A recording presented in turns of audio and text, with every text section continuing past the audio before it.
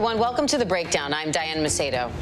And I'm Terry Moran. We are moments away from a briefing at the State Department on Afghanistan. We'll get there live as soon as they start speaking. But we want to tell you first some of the headlines. The Taliban is now promising amnesty and urging women to join in public life. They claim they want to form an inclusive Islamic government in Afghanistan. That's a quote. Meanwhile, evacuations have resumed at the airport in Kabul after images of people clinging to planes desperate to escape the country made headlines around the world. And U.S. officials say 4,000 troops will be on the ground there by the end of the day. Now, despite the chaos, President Biden is standing by his decision to pull troops from Afghanistan. In a national address, the president said even though the scenes playing out in the country are, quote, gut-wrenching, it's time for this 20-year war to end.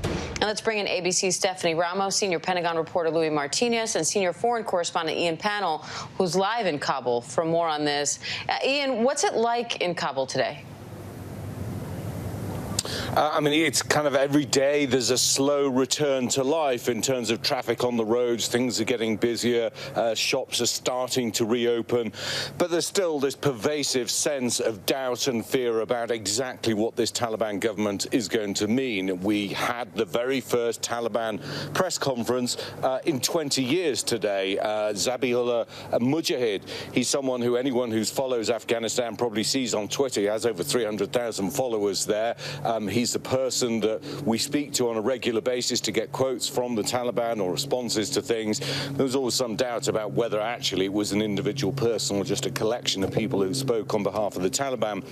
So it was kind of slightly surreal setting, being in the Afghan media center. Hundreds of journalists gathered there and a rather solemn procession of Taliban officials coming down onto the stage and holding this press conference, taking questions. The very first one was from a female journalist from Al Jazeera English, who asked a question that's on everybody's lips. What are they actually going to do in terms of women's rights? And he reiterated what you referred to there in the introduction. Yes, they will respect women's rights. They'll be allowed to go to school, to university, to take their position in the workplace, but then, of course, added the caveat according to Islamic law. Well, there are many countries in this region that abide by Islamic law, but women's rights vary dramatically. And, of course, everybody remembers very clearly what life for women was like under the last Taliban regime here, when women weren't allowed to go to school, they weren't allowed to go to university, and pretty much were excluded from most places of work. They were forced to wear the burqa. They weren't allowed outside of the house without being accompanied by either a brother or a father. So that's why almost half of the population is still hiding behind closed doors, afraid of what the Taliban are going to do. Now, they're giving lip service. I mean, they've been on a PR blitz, releasing statement after statement about what they're going to do. They're here in the hotel, they're around town, they're now managing security, and on that sense, things are much safer and calmer. You know, it's fair to say that actually Afghanistan today is much safer and more secure than it has been in 20 years in many senses. You don't hear fighting taking place anywhere. The looting that was taking place has stopped. The spokesman made the point that no Afghan has been killed in the last 3 days. Well, of course, he was forgetting what's taken place at the airport, but elsewhere in the country, that's certainly true. So, I mean, we have to wait and see as the government starts to form, as the Taliban leaders now making their way to Kabul, what actually that means in practice. I mean, the question really is, the women who enjoyed the rights, the freedoms, the opportunities that they had a week ago, are they going to have exactly the same ones? And the fear is that the answer is no.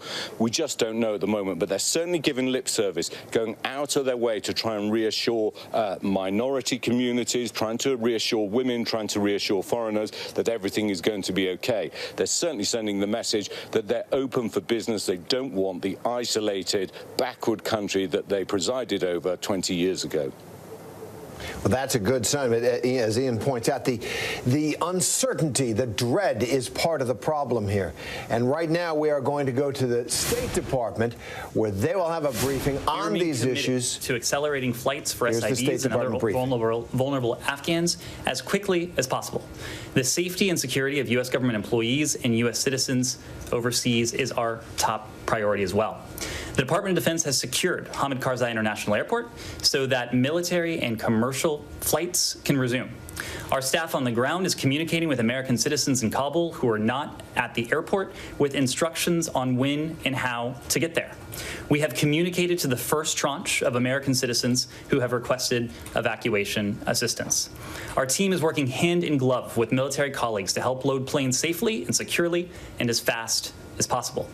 We've now completed our drawdown to the core diplomatic presence we need, and at this time, we will no longer need to facilitate departures for our embassy personnel. All remaining embassy staff will be assisting departures from Afghanistan, and the department is surging resources and consular affairs personnel to augment the relocation of American citizens and Afghan special immigrants and elsewhere, adding personnel to assist with P1, P2 adjudication processing. We've successfully relocated many of our locally employed staff and are in direct contact with the remainder to determine who is interested in relocation and the process for doing so. Ambassador John Bass, a seasoned career diplomat and former ambassador to Afghanistan, Turkey, and Georgia, is heading to Kabul today to lead logistics coordination and consular efforts. A career member of the Senior Foreign Service, Ambassador Bass brings decades of experience from service at 7 U.S. missions overseas and in leadership positions, including Executive Secretary here in Washington. Ambassador Wilson, who has remained in Kabul, will continue to lead our diplomatic engagement. At the same time, there is intensive work by our Afghanistan task force, with colleagues working 24/7 here in Washington and at posts around the world. This is a whole of government effort, and we will continue to respond quickly to evolving conditions.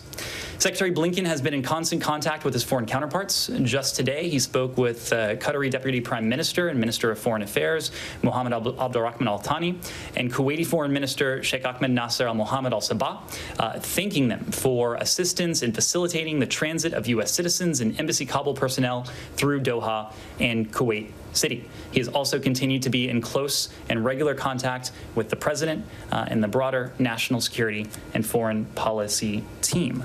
So with that, happy to take your questions.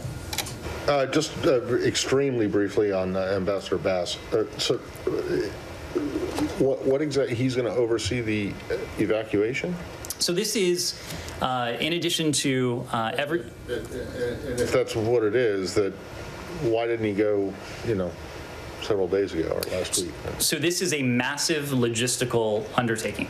Our presence, our diplomatic presence in Kabul, this is a focus of theirs. Obviously, there is a lot of other important business that needs to get done, from management to engagement with Afghans. And so what Ambassador Bass will be doing is overseeing the logistics of this rather large, rather ambitious, expansive operation. He'll be using and leveraging his managerial expertise and logistics experience to help Ambassador Wilson and the broader Embassy Kabul management team with this challenge. I guess, but he's not going there to negotiate with the Taliban. He is not. He is going there to work on the nuts and bolts of this, just given how logistically challenging this is. And then, I'm sure you saw Jake's briefing at the White House, but he said that you do have an agreement with the Taliban to allow safe passage for people to get to the airport. My question is, though, if you have such an agreement for that, how long does it go for? And then two, if you have an agreement for the airport, why couldn't you have gotten an agreement for the embassy? Why just leave this very expensive, large compound empty and open for whoever wants to go into it? Well, to your first question, we have received assurances from the Taliban that they will allow safe passage to civilians transiting to the airport. Let me just be very clear about this. We take it for what it is. These are the words of the Taliban. We will, of course, be looking for one thing and one thing only, and that is follow through. It is our expectation that they allow safe passage, privilege that they allow us to conduct our operations on the Hamid Karzai International Airport compound, and that, of course, they not target civilians who are making that transit to the airport. I would reiterate another point here, and that is that it is not just the United States that is calling for this. It is not something that is merely enshrined in international law. Yesterday, I spoke about a joint statement that the United States put together with 98 signatories over the course of the past day. The signatories have grown. There are now over 100 countries, countries from Albania to Zambia, who have signed on to this statement, calling on all parties to respect and facilitate the safe and orderly departure of foreign nationals and Afghans who wish to leave the country. Part and parcel of that is safe passage to the HKIA compound. There are embassies that are not evacuating, that have not left. The Chinese and the Russians are still there. They're going about day-to-day business. So this is a sovereign decision that every country will have to come to. When it comes to the United States, you have heard us say before that this president has no higher priority. Secretary Blinken has no higher priority than the safety and security of Americans who are serving overseas. That is why, as the situation began to change rapidly, late last week, we made the decision to begin relocating our embassy presence to the airport compound. Of course, that was accelerated as the conditions continued to evolve in the ensuing days. Myra.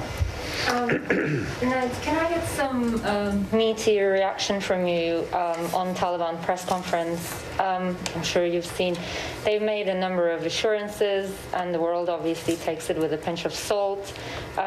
Jay Sullivan spoke to it a little bit. He also said that he wanted the team to be able to talk to Taliban. What does that exactly mean? What is the U.S. plan in terms of engagement? You know, what is the bigger strategy going forward in terms of recognizing them? And I want to squeeze in the second one while I can. Kosovo, Albania have said they'll take in SIV applicants. North Macedonia also did. Uganda did. Could you give us a few details about the plan here for these countries in terms of numbers? And what is the latest in the negotiations with Kuwait in terms of SIV applicants? Great. There's a lot there. Let me try and remember all of that and take it in turn. I will remind you if you need me. Okay, I'm sure you will. So when it comes to our engagement with the Taliban, we made clear yesterday that even as the situation on the ground began to change markedly over the course of the last week, we remained engaged with Taliban interlocutors in Doha. This is the channel that had been operative for some time, that we used together with the international community to support the intra-Afghan dialogue. Of course, through our support for the intra-Afghan dialogue, we took part in separate discussions on a regular basis. Every time the special representative for Afghan reconciliation was in Doha, he would meet separately with representatives of the Islamic Republic, that is to say, the government of Afghanistan, and Taliban representatives. That has continued. That continued over the course of the weekend. Now, as the situation began to change, of course, so too did the focus of those talks. It became less narrowly focused on achieving a political outcome and supporting that, and it became much more focused on the safety, security of our people on the ground, of civilians on the ground, everything that we could be in a position to do to limit any violence, to limit any bloodshed in Kabul. So that is the channel in Doha. We have also said that there has been engagement with the Taliban on the ground in Kabul. This is a military-led channel. It is a channel that is tactical, that again is focused rather squarely on issues like safe passage for civilians. That is what we are working on concertedly right now. It is manifestly in our interest to have these open channels of dialogue with the Taliban. Again, as you heard from the National Security Advisor, we have received assurances, but what matters, the only thing that matters to us, are actions and not necessarily just words. We're going to be looking through we're going to be looking for the follow-through. We'll be looking for the deeds. I mentioned in the context of the safe passage, a statement that the United States galvanized and released about 48 hours ago, a little less than that, regarding safe passage for civilians in Kabul. There's another notable document that I called your attention to yesterday, but is still rather noteworthy in this regard, and that's the statement that emanated from the UN Security Council. The unanimous statement of the UN Security Council calling for the immediate cessation of all hostilities and the establishment through inclusive negotiations of a new government, and a new government that enshrines, that protects, that upholds the basic rights of all Afghans. So this is something we continue to support, a political resolution to what we are seeing unfold. Perhaps even more importantly, this is something the international community continues to support in very tangible ways, including by speaking unanimously as the Security Council, which, as you know, is often not an easy feat. These are some of our... This was all yesterday. That's right. What about the press conference today? Which element of it? Well, I mean, what is your reaction to it? You've heard them give a number of assurances. How are you going to form your strategy? Well, are you thinking about recognizing them? All of this is like, I get it, but you said very similar things, almost identical yesterday. Again, any future relationship between the Taliban and the United States, or the Taliban and much of the international community for that matter, which is what we saw reflected by the UN Security Council, is going to be predicated on deeds. Words matter, words are important, words can be reassuring, words can signal, but what we are going to be looking for are deeds. We want to see the follow-through. If the Taliban says that they are going to respect the rights of their citizens, we will be looking for them to uphold that statement, to make good on that statement. Just as importantly, the world is going to be looking for them to make good on that statement. The United States will be watching closely, and the broader international community will be watching closely with us. Yes, Christina. On that point. All right, that was State Department spokesman Ned Price taking questions from reporters on the situation in Afghanistan. I want to bring in senior foreign correspondent Ian Pannell in Kabul and senior Pentagon reporter Louis Martinez for more on this. Louis, you heard Jake Sullivan earlier saying that a fair amount of material the U.S. gave to the Afghan army has fallen into Taliban hands. What kind of equipment are we talking about, and what do you think now hearing there from the State Department about the latest? Well, it's very unclear exactly what kind of equipment the Taliban is going to be able to use, Diane, because the United States gave Afghanistan some very sophisticated equipment. I have seen videos of Taliban fighters poring over sophisticated helicopters, sitting in them, making helicopter whirring noises. They don't know how to fly them, but maybe they will find somebody who will, who agrees with their beliefs. We know that there were MRAPs, these large armored vehicles. So many of them were left behind in Afghanistan. You're looking right now at Humvees, the vehicle of choice, the armored vehicle of choice in Afghanistan. There's lots of weaponry, lots of equipment that has now fallen into the hands of the Taliban. It just now remains to be seen exactly how they're going to use it. Jake Sullivan himself was pretty unclear exactly about what will happen in the future with these weapons. We just have some breaking news, Diane, that's happened here. The U.S. Central Command is now confirming that General Frank McKenzie, the top U.S. military commander for the U.S. in the Middle East, secretly visited Kabul's airport today, and he said in a statement that he had seen firsthand exactly how the defenses have been set up, how the airport had been secured. He talked with the U.S. military officials on the ground there and said that the goal here is the safe passage of civilians. He also restated that he met with Taliban leaders this week weekend and said in no uncertain terms that the Taliban should not interfere with the operations at the airport. Otherwise, they would face a stiff response from the United States. That's the message that we've heard here at the Pentagon. We heard from Jake Sullivan. We heard here from Ned Price as well. And we are now in this situation where the messages from the Taliban, as Louis points out, are critical to the fate of all those people trying to get out of Kabul, and to the women and girls, to the people of Afghanistan and the situation in that region. So let's go back to Ian Panel in Kabul. Ian, you were in the room today when the Taliban gave their first formal press conference since taking over Kabul and taking over Afghanistan. What was that like? What did they have to say? Yeah, I mean, it's their first press conference in 20 years since they were last in power. I mean, of course, they've communicated with the media, but this was a full press conference. Hundreds of journalists, banks of cameras, all the microphones lined on the desk. They'd arranged their flag in the background, clearly aware of the optics. They gave their first question to a female reporter. There were only 4 in the room, only one of whom was actually Afghan.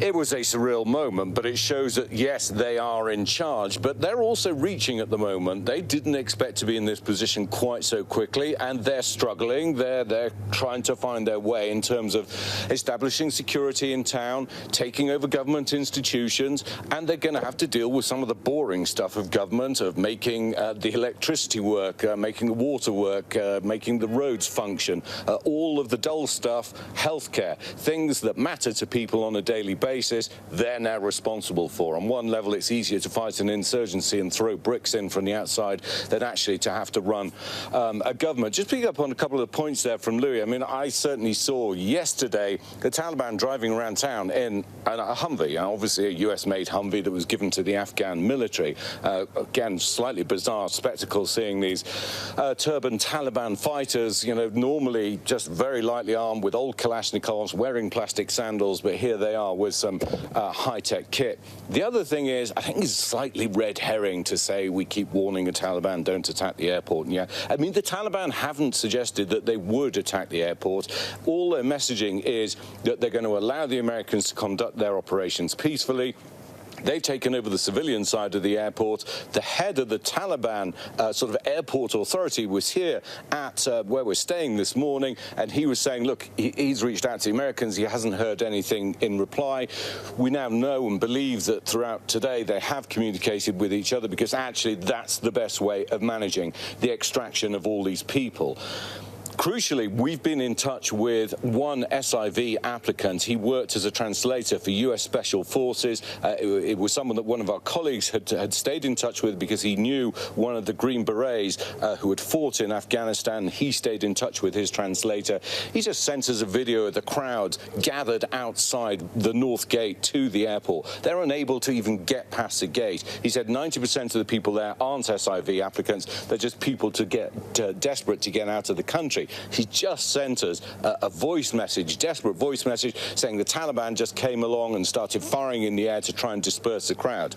Now, the Taliban have said that anyone who has proper documentation will be allowed through. And this was a question I put to Zabiullah Mujahid, the spokesman for the Taliban. Will you allow those SIV applicants, will you allow people who worked with the American-led mission here free access to the airport and out the country? He certainly said that he would do, without offering any specifics on the mechanism for that. And that's why the Americans have to talk to the Taliban to allow these people to come forward in an orderly fashion, to go to the airport, to be processed, and to get out of the country. In some senses, the panic should subside. The situation in Kabul is relatively stable. This is a process that's going to take many days, if not weeks, to complete. If you have a system in place, then people can slightly relax, know that they have a number, they can wait in line and get there. But at the moment, that isn't what's happening. That's why you're seeing the chaos. That's why you're seeing crowds outside. And that's why you're hearing still really heartbreaking stories of desperate situations where people are afraid for their lives, now not sure. They see the Americans leaving and thinking, are they going to go and leave me behind? And if they do, then I'm dead. And Louis, when asked about that scenario and what we are doing to try to help secure safe passage for these people to the airport in Kabul so they can get out, the administration and the Pentagon, they've been deferring a lot to the commanders there in Kabul who are negotiating with the Taliban right now. So what do we know about those communications at this point? Well, we heard from Ned Price the most detailed explanation as to what is going on. They talked about how there was an existing channel, he called it, between the Taliban and the U.S., where normally they talk about tactical issues, which is surprising to me, but that over the weekend shifted into indications of how best to assure the security at the airport and how best to assure the safe passage of these these SIV applicants. This is fascinating to me because Ned Price just kind of said it matter-of-factly. That's unheard of. And we've kind of hinted at this all day, that there have been communications between the U.S. and the Taliban. We all of a sudden hear Jake Sullivan at the White House saying that there are assurances from the Taliban that they will ensure the safe passage of those Afghans that we heard Ian talk about, who have approached the airport and do have proper documentation with them. But to hear Ned Price kind of talking about it matter-of-factly is very, very surprising. This would have been truly unheard of to say publicly just even a month ago. It's the kind of world turned upside down moment. And Ian, the Taliban says they plan to guarantee women's rights. You were talking a little bit about this earlier, within the limits of Islam. Now, Islam is a great ancient religion, and there are a lot of interpretations of it. A lot of different countries have different laws regarding the religion's teaching on women. So what do you think they mean? Is there any way to get a hold of that, and how are women there responding? Yeah, I mean, I think the tension within the Taliban is, the Taliban began as a rural movement. It's an Islamist fundamentalist movement, but it has a very small world, ultra-conservative view.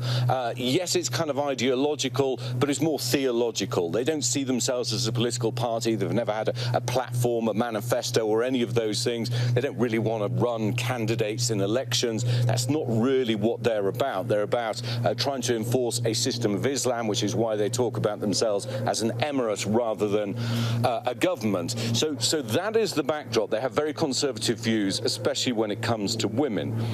But they also recognize that in order for Afghanistan not to slip back to the bad old days, I mean, Afghanistan in the late 1990s, when they were in power, was a shell-shocked country. It's endured years of brutal war. It had the Soviet occupation, then it had the brutal civil war. Kabul itself was a total wreck. The country was isolated. I think it was only Qatar and Pakistan who actually recognized it. There were sanctions. People were poor. It was a very backward, underdeveloped country. Life expectancy for women, I think, was something like 55 years. So it's changed enormously. Life expectancy today is about 66, 68 years for women, for example. Women are in jobs, they're in education. We visited a girls' school last time we were here in Kabul. We spoke to 3 incredibly bright 16-year-old girls who are talking about they want to be captains of industry, they want to be engineers, they want to be doctors. They have the same aspirations that your kids and my kids have, and that all kids really should be entitled to. And they recognize that they don't want to go back to those days, that they have to open out to the world and that the world is watching. But they've only got a short window, I think, to try and prove themselves. But that tension is, how much can they bend? Zabiullah Mujahid was asked whether today's Taliban is the same as the old Taliban. And he said, our ideology is the same, but we've learnt lessons from the past, from past experiences. We don't really know what that means. They know they made mistakes. They know the world really, really was repulsed by what they did, the way they treated women, the way they treated people who were gay. I mean, people who were suspected of being gay would have brick walls pushed over them. People were stoned to death in the streets. Those kinds of things are not going to be acceptable, clearly, to a civilized world.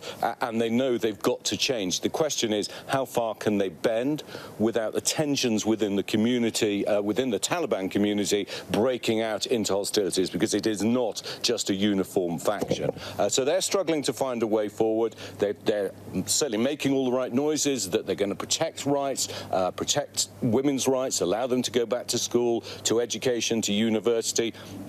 But what are the limitations on that going to be? What is that actually going to look like? And we're going to find out in the coming weeks, and the international community will have to decide whether or not that's acceptable. The Taliban are going to want to be recognized as the legitimate government, but as they came to power at the barrel of a gun, that is going to be very difficult. All right, Ian Pannell and Louis Martinez, great to have you both. Thank you. Thanks. Thanks, both of you. That was great reporting there. So this debacle for the United States in Afghanistan, and really that's the only word for it, is drawing scrutiny properly here in Washington. The Biden administration facing fierce congressional backlash as to how this withdrawal has been handled. It's coming from both sides of the aisle. So joining us now is Republican Congressman August Pfluger from Texas, who also happens to be a 20-year Air Force veteran, and he also served on President Trump's national security team. Congressman, thanks for being with us. Thanks for hanging with us during the briefing there. Well, thank you for having me, and you bet this is an important issue and one that you're right to say is clearly a debacle, and we need to find out the answers to that, and I think that's going to be the congressional response in the coming days. And as I say, properly. So let's first start with just a big issue, separate the two different issues, the decision by President Biden to withdraw U.S. forces entirely from Afghanistan, and then how it's been carried out. Let's start with the first one. A poll out last month before it happened showed that 7 in 10 Americans supported the withdrawal of U.S. combat forces by September 11th, the endless war, the 20-year war. Americans wanted an end to it. So do you agree with President Biden's decision to withdraw U.S. combat troops by September? Well, I think as the poll indicates, and as the previous administration also indicated, that this is something that's important to end endless wars. And you're right to bifurcate it into two separate issues, because the decision to withdraw and then the execution of that are clearly two different things. And I think the major difference that we're seeing right now is, are we setting a date that's arbitrary and telegraphing to the Taliban and to enemies, or are we going to do a conditions-based withdrawal? And that's really the biggest issue that I see with the first decision. Well, the deadline has shifted a little bit over time, but certainly President Biden made the decision as he owned it yesterday. This was his decision. We're hearing something else from the White House and national security officials in the Biden administration. They say that they inherited no evacuation plans from the prior administration, from the Trump administration, and that contributed to the situation we see today. Did the Trump national security team, do you think, have the proper plans in place? Interagency process, get ready, we may need to evacuate? Well, I think that question is very difficult to pin on the previous administration. I mean, these foreign policy decisions and scenarios in a rapidly changing environment, they transition between administrations. So we're 7+ months into an administration. They own it. At this point in time, it's their execution. So whether or not the decision was theirs, now we're here, and this execution of getting the folks out, as we heard in the State Department press brief, this is, I think, and I quote, a massive logistical undertaking. Well, if that's true, and I agree with that, then why don't we have every available planning from both the Department of Defense and the State Department under the president's leadership? And I think that's what's in question, is that President Biden, he gave a 15-minute press conference, didn't take any questions, and yet we have literally 10 to 15,000 Americans who we need to evacuate, and countless thousands of Afghan interpreters and military personnel that will be evacuated under the SIV program. So to say that the execution is pinned on a previous administration is completely wrong and false. And let me follow up on that, given your service on the National Security Council under President Trump. So give us some practical ideas as to what this might have looked like, just so that people can put in context how hard the problem was to solve, getting people out as the Capitol fell, and what might have been done. If you were still there, what would your advice have been? Well, there's a couple of things. First, the military personnel that plan these missions at the tactical level are doing a phenomenal job right now. And my hat is off to all of them as they're currently going through very rapidly changing environments, planning these missions, putting themselves in harm's way. But now to see that we're going to have to fight our way back into Afghanistan, basically, putting additional troops back in when we've withdrawn them, I think the process starts with the political leadership from the White House saying, okay, this is what we're going to do. We're not going to telegraph the plan to the Taliban. We're not going to telegraph the date and the location by which we will withdraw. But we're going to give the Pentagon and the professionals in the military organization the ability to plan effective withdrawal, to safely evacuate civilians, to safely evacuate the Afghan SIV folks, and to do it in an orderly fashion. I don't think that step happened. And look, we're coming back to Washington next week. And as a member of the Foreign Affairs Committee, I expect Secretary Blinken to be in front of our committee to answer questions about what happened here. We need to know that. The American public deserves that. After 2 decades, this is too important with the bloodshed that we have and the Gold Star families who have sacrificed everything. We need to know what happened and what went wrong. It does feel, I think, for a lot of Americans, bizarre and humiliating to watch these images. And let's talk about the Afghan people now. We're hearing assurances from the Taliban, encouraging women to take part in public life, offering amnesty. What do you think of that? Do you believe them? Well, I don't believe it for 1 second. And I think that this goes to their desire to have the Chinese Communist Party recognize them as a legitimate government. And this is the real impact here, is that geopolitically and strategically, our enemies are watching. Russia is watching. China is watching. Taiwan. If you're in Taiwan, you have to feel very insecure at this very moment, because you see that, we basically have abandoned the Afghan people in a lot of these situations. And so what does that mean for our partners and our allies around the world? Are we going to be there for them? Is President Biden going to be the kind of leader that sticks up for them? Let me also mention that I have a constituent who has a family member who is an Afghan pilot currently in Uzbekistan right now with 585 people, as we understand it, Afghan military personnel. We need to get them out safely as well, because the Taliban are requesting from the Uzbek government that they basically come back to Afghanistan. If that happens, those 585 personnel will be massacred. They will be murdered. And we've seen that start to happen with the execution of Afghan pilots last week. It's not going to end there. So we need to continue to prioritize the security and safety and not abandon U.S. citizens or Afghan folks who have helped us for 2 decades. And I think people understand that this is Joe Biden is the 4th United States president to be dealing with this war. And while it started 20 years ago, the decision to get out once and for all, was made under the last administration, and the negotiations with the Taliban began then. And let's listen for a moment about how President Trump in public talked about the Taliban. I want to ask you about it. We're dealing very well with the Taliban. They're very tough. They're very smart. They're very sharp. But, it's been 19 years, and even they are tired of fighting, in all fairness. We had a very good conversation with the leader of the Taliban today, and they're looking to get this ended, and we're looking to get it ended. I think we all have a very common interest. Now it's time for somebody else to do that work, and that'll be the Taliban. I really believe the Taliban wants to do something to show that we're not all wasting time. Congressman, I wonder if all 4 American presidents who led this country in a war in Afghanistan just basically didn't understand what we were dealing with in that country. Well, as we've mentioned, the environment rapidly changes. And what I can say right now is that you've asked a couple of questions about, the decision to withdraw is one thing, and then the execution is another. And I think if this administration 7 months in didn't like the preconditions and didn't like the foundational premise and maybe didn't like the fact that the Taliban would be in charge, then they needed to change that. And I think that's what we in Congress are going to be demanding to know is, what have you done in the past couple of months? And let me tell you, we've had a bipartisan effort on the SIV program. We had to push this. Military veterans on both sides of the aisle in the 4-country caucus, part of the With Honor program, have pushed this issue to the president's desk. And so we had to bring heightened awareness to it. And I think that we understood, the veterans understood, that the Taliban are not a good group of people to deal with. And we needed to make sure that the things that were going to be done for their safety and their security were in front of the president. So it was a bipartisan effort to do that. Now it's time to get these folks out of there, American citizens and Afghans alike, that have helped us.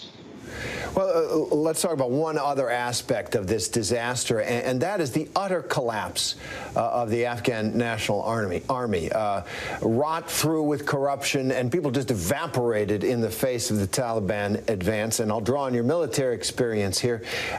Do you think we spent decades training, more than $100 billion pumped into that institution, which just disappeared? What happened there, and do you think that was anything that could have been prevented? Well, it's a very tough situation. And when 9/11 happened, I think what we saw in that country was a safe haven for terrorism. And we have spent a tremendous amount of money, and the gains and the achievements that we've made over 2 decades at this point in time have evaporated. And I think part of that criticism and blame is going to have to rest with this disaster, as you just pointed out. You know, what do we have a conditions-based withdrawal? Did it ultimately seek to really prop up the Afghan National Army and have the best chance of success? And, you know, I don't know that we're going to know that right this second, but those questions have to be asked, because in less than a week, we have seen the entire country rapidly taken over. And it's basically worse now than it was in a pre-9/11 scenario. And the threat to this country, not only the one that I mentioned about China and Russia and the influence of other malign actors, but the terrorism threat to our country sitting on Homeland Security is very concerning to me. All right, Congressman August Pfluger of Texas, thanks very much for being with us today. Thank you very much. And the Taliban takeover is raising questions about how the U.S. was caught off guard so badly. Many are blaming an intelligence failure, but some officials tell ABC intelligence did warn of a quick Taliban takeover, but leadership didn't listen. So here with more on what happens next is Mick Mulroy, former Deputy Assistant Secretary of Defense for the Middle East. Mick, thanks for coming back on. You know, President Biden himself admits that the situation unfolded more quickly than the administration had anticipated. So how exactly did that happen? So to first, Dan, to address the issue of the intelligence failure, before I was at the Pentagon, I was a CIA officer for a career. So I am biased, but I can tell you that the intelligence community did predict that once the U.S. withdrew forces, that the Taliban would eventually take over the country and the government of Afghanistan would fall. So it happened quicker than I think most, including the intelligence community, expected. But to call this an intelligence failure, I don't think is accurate. The situation in Afghanistan is one that is, quite frankly, very difficult for many veterans. I've talked to many veterans in the last few days to understand. It is important to point out that 66,000 Afghan soldiers died fighting the Taliban in the last 20 years. So it isn't that they won't fight. They do fight. I know that personally from fighting right next to them. I think this was a combination of the U.S. Negotiating for its exit from the country at the exclusion of the Afghan government. It is a combination of creating an Afghan military that was modeled after our own. And quite frankly, it became reliant on things like close air support and logistical support via air, which we rely on. And once that was taken away with the U.S. forces leaving, that fell. So I think there was a combination. And then, of course, the lack of leadership from the Afghan government, when it really came down to it, was also a critical factor. But all those taken together will be reviewed for many years to come by those who are trying to figure out how this could happen after so much effort went into the last 2 decades of training the Afghan National Army. Now, one of the big concerns now, among the many, is that Afghanistan might now become a safe haven for terror groups, a hotbed for terror groups like al-Qaeda, like ISIS, to now grow and be able to launch perhaps attacks against the United States and other allies. So how concerned do you think we should be about that? And how do U.S. intelligence agencies now try to anticipate and get behind those threats?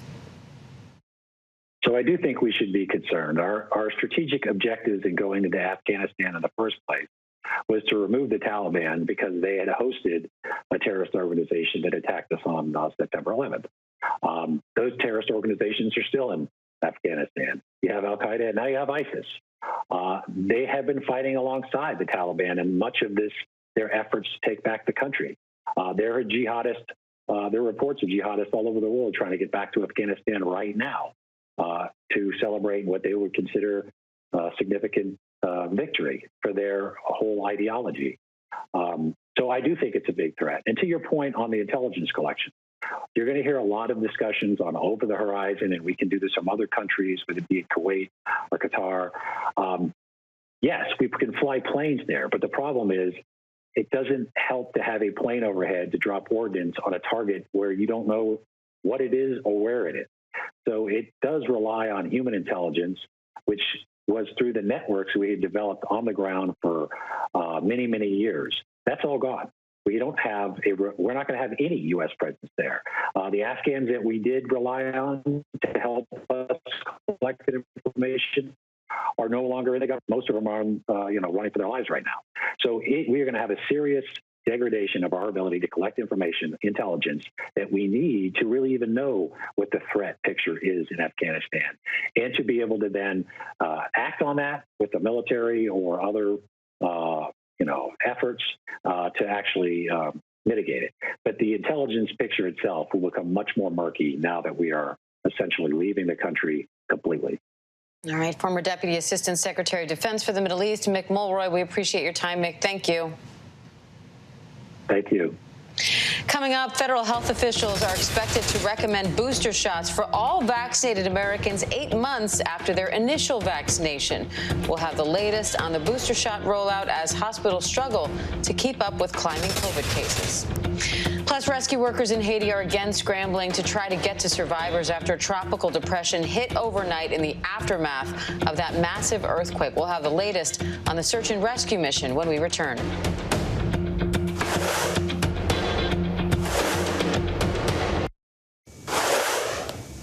Well, welcome back. School is back in session for much of the country, but the debate on whether or not students should wear masks in classrooms continues. Protesters and advocates alike are showing up to school board meetings across the country to voice their concerns. Take a listen to this. I think they all missed each other. I mean, this is an age where sociability is super important, so for them, they learn a lot by socializing with each other. San Francisco's been doing awesome with all the mask mandates, and it's shown in the numbers, so I feel like we're totally ready to have these kids be back together again. I'm feeling excited and I'm nervous. I feel safe since I'm vaccinated. I just hope no one catches it. They get tested every week, so I'm okay with it. It starts with us. We can't just put all the pressure on the kids, and so I think if we're safe, then our kids are going to be safe. They come in, they do the daily pass, and then they come in and they take their temperature. The only masks my children have worn are superhero masks. I feel for the teachers. I feel for the teachers that they might be worried about their safety. I just don't understand why we can't be responsible for ourselves, and why people only feel protected if the children are masked as well. I will not co-parent with the government. I know my child more than anyone else in the world, and it's my job to make choices for him. If you want to send your kid to school in a mask, Lord bless you. But I need to make choices for my own child. I know what's best for him, and no one else does. Well, that's the debate familiar across the country as the Delta variant spreads across the country. Hospitals around the nation are overwhelmed and scrambling to keep up with the escalating number of COVID cases, especially almost exclusively, really, among the unvaccinated. The White House is now expected to recommend a booster shot for all of us, really, 8 months after getting the COVID vaccine. According to the CDC, 70% of people 12 and over have now received at least one dose. So for more on these issues, let's bring in a familiar face, ABC News medical contributor and chief innovation officer at Boston Children's Hospital, Dr. John Brownstein. Dr. Brownstein, welcome. Thanks so much. So you just heard, as you know, we hear it every day, parents, students, teachers squabbling as the school year approaches around these issues of masks and concerns around the Delta variant, they are causing some districts to rethink their plans regarding masking vaccinations. Earlier today, Education Secretary Miguel Cardona spoke about the difference between schools reopening last year versus this year. I want to ask you about that. Take a listen. Last year, when we were reopening schools, we were looking at the regular COVID strain, the first strain, and we didn't have anything to compare it to. We were actually using flu transmission models to determine the predictability of transmission of COVID. Fast forward a year later, we have the benefit of knowing how COVID spreads, but Delta's different. So we must pay attention to transmission rates, to what we're learning about the Delta variant, and we as educators have to be nimble to make sure we're addressing what we're learning from our health experts. Again, it's really important that we work in tandem with our health experts to make sure we have a safe school reopening. So, Dr. Brownstein, what do you make of what the Education Secretary said there about reopening in this new environment? You know, I agree wholeheartedly, Terry, because we know what it takes to get our kids back in classrooms this year. We know how to do it safely. Primarily, they need to be in person. So we all agree with that. So what does it take? Well, masking, I know it's a big debate, but we know masking reduces transmission, as does social distancing and some level of podding, improving airflow in a school. So improving that ventilation to make sure that there's enough circulating air. We also have incredible testing capacity, whether it's through pool testing or rapid testing.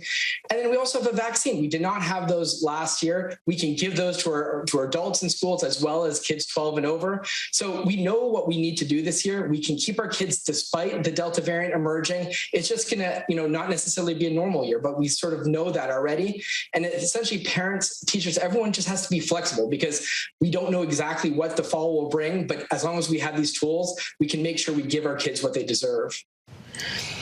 So as the Delta variant starts to spread, how much does that impact our hopes for herd immunity? Because when we've spoken about this over the course of the last year, it always felt pretty far away, and now it feels farther than ever. Yeah, Diane, unfortunately, I think what my colleagues and I are starting to think about, of course, is herd immunity is probably something that we won't ever achieve, and that COVID will become endemic, meaning that it's going to be part of the cycling coronaviruses that we experience every year. And we know this because, as this virus is mutating, we have new variants. And the question is, can we have enough vaccine rollout to limit the amount of hospitalizations and deaths? And I think that is possible. And that, of course, that's part of the conversation around boosters, because that changes the game. We're just talking about a mild illness necessarily rather than a pathogen that really causes a lot of hospitalizations and death. And we're starting to see that in other countries. Countries that have done good in terms of rollout are seeing that decoupling of deaths from the cases. So yes, COVID may be endemic, herd immunity may not be achievable, but I do think we get to a place where we can live with this virus in a much better way than we have so far. And the latest update on vaccinations was that over 72% of all eligible Americans, so everyone 12 and up, have received at least one shot. Where do we need to be in a place where maybe not at herd immunity, but where we can feel a little more comfortable? Yeah, the game sort of changes. As you have a new variant that emerges, Delta is more transmissible. And so that means more people need to be immunized or they need to be naturally infected. And we're trying to push people to make sure that they're vaccinated ahead of that infection. So we could be well above 80%, some combination of vaccination and natural immunity, though we know these things wane. And that's why, of course, this booster conversation is coming into play. Boosters for the population means less, infection, less transmission, gets us a little bit closer to herd immunity. But of course, we know the existing vaccines right now do what is important, which is limit hospitalizations and deaths. And that's what we have to crucially keep messaging, to not take people off the ball right now, to making sure we can get people the existing vaccines right now ahead of a fall surge. And let's look at the vaccine rollout, the booster, as well as the one the original one that we're still rolling out. The Biden administration has now donated and shipped more than 100 million U.S. COVID-19 vaccine doses around the world. The latest dose commitment of Pfizer vaccine has been sent to Rwanda. So this has raised some questions as the U.S. seeks to give these booster shots to its own residents, to me and you and everybody else. How do you think that's going to impact future plans to send vaccine doses to countries around the world? And how do you answer the argument, hey, we should take care of our own first? it's a really complicated question, and the administration is really threading the needle here. And I think it's going to be not an or, either or strategy, but an and strategy. How do you think about protecting the U.S. population, but recognizing that there's a humanitarian case for vaccinating the world? Wealthy countries have the majority of the supply, and, large numbers of countries have not seen really any vaccine rollout. And we also have to recognize that those countries with existing virus circulating will generate variants. So it's not just an issue in those countries, but it will largely become an issue here if new variants emerge. And so, global, herd immunity or, some level of immunity is so important right now. We just can't keep giving the same people the vaccines every 6 months. That's not going to get us to the end of this pandemic. So we got to figure out how to, take care of ourselves, but really take care of the world at the same time. We're all in it together, for real. Yes. Dr. John Brownstein, thanks very much. Thank you so much. And rescue workers in Haiti are scrambling to save survivors after a tropical depression hit overnight in the aftermath of that massive earthquake. The death toll from the quake is now over 1,400. ABC News Chief National Correspondent Matt Gutman is in Le Caille, Haiti, with more. Hi, Matt. Hey, Terry and Diane. We were going to this town of Marcellin. We had heard there was pretty significant destruction. And the higher up you go on that hill, the more destruction you see. And then right before the actual town, you start to see home after home just pulverized, flattened by the earthquake. And we were rounding a bend slowly. And as we were, we saw this cemetery. We slowed down and we heard the wails of the people at the cemetery. We got out and we saw this woman, Lucia Seville, and she was sobbing and chanting sort of simultaneously. The grief was so intense that it manifested physically in her.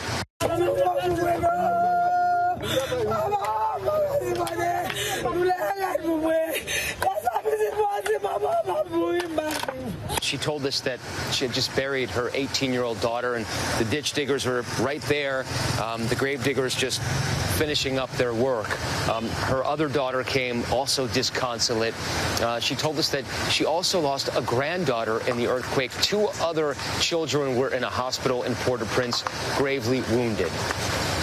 We went back there today just to check in on her and see how she's doing after this tropical depression swept through. And she said she was outdoors. She had slept just over an overhang at a neighbor's house with her whole family huddled in this soaking blanket.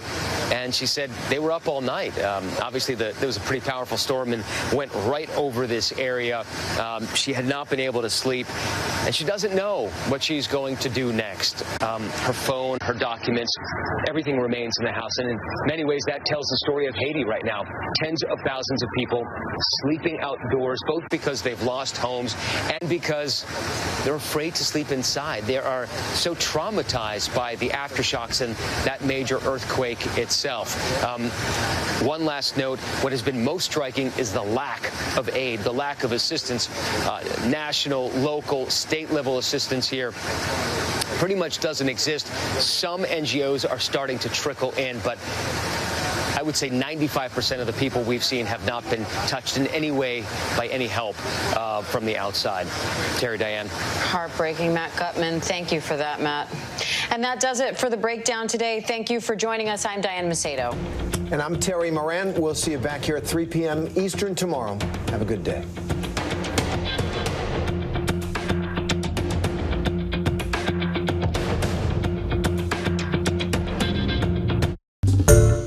Hi everyone, George Stephanopoulos here. Thanks for checking out the ABC News YouTube channel. If you'd like to get more videos, show highlights, and watch live event coverage, click on the right over here to subscribe to our channel, and don't forget to download the ABC News app for breaking news alerts. Thanks for watching.